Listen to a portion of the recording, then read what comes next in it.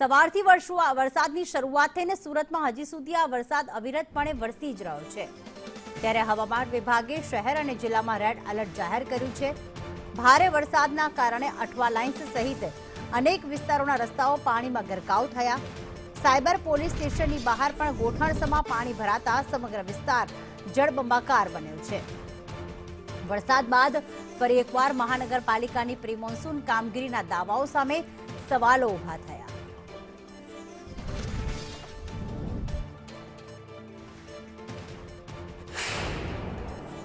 હવામાન વિભાગ તરફથી દક્ષિણ ગુજરાતમાં અતિથી અતિભારે વરસાદની આગાહી કરવામાં આવી છે। ત્યારે છેલ્લા 2 દિવસથી સુરત શહેરમાં ધોધમાર વરસાદ વરસી રહ્યો છે। સુરતના અનેક વિસ્તારોમાં પાણી ભરાયા છે। ત્યારે સુરતના અત્યારે બટાર વિસ્તારમાં છે, જોઈ શકાય છે કે અત્યારે બટારના જે મેઇન રોડ પર છે તે પાણી ભરાયા છે। વાહન ચાલકોને ભારી હાલાકી વેઠવાનો વારો આવી રહ્યો છે। મહાનગરપાલિકાના કર્મચારી છે તે કોઈ દેખાઈ નથી રહ્યા। જે વહેલી સવારે લોકો છે તે નોકરી ધંધે જતા લોકોને ભારી હાલાકી વેઠવાનો વારો આવી રહ્યો છે। જે રીતના સુરત શહેરમાં વરસાદે છે તે મહાનગરપાલિકાના તંત્રની પ્રી મોન્સૂનની કામગીરી ખોલી છે।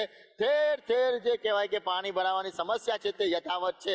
શહેરમાં હજી તો કહેવાય કે વરસાદની શરૂઆતની સાથે જે પાણી ભરાયા હતા અને હજી પણ જે સ્થિતિ છે તે યથાવત છે। ઠેર ઠેર જોઈ શકાય છે કે આ રીતના પાણી ભરાયેલા દેખાય છે। વાહન છે તે પાણીની અંદરથી મહામહેલ નીકળવા પર મજબૂર બન્યા છે। એટલે સુરત શહેરમાં જે મોડી રાતથી જે વરસાદ વરસી રહ્યો છે અને શહેરના અનેક વિસ્તારોની અંદર ફરીથી પાણી ભરાવાની સમસ્યા છે તે દેખાઈ રહી છે। સુરતના બટાર ઉધના મગદલા રોડની ઉપર અત્યારે આ પ્રમાણેની સ્થિતિ છે, જ્યાં ગાડી પાણી ભરાવાથી વાહન ચાલકોએ મહા મુસીબતનો સામનો છે તે કરવો પડી રહ્યો છે। વહેલી સવારે જે લોકો નોકરીએ જવા માટે નીકળ્યા છે તેમને પણ આ વરસાદી પાણીમાંથી જવા પર મજબૂર બન્યું છે।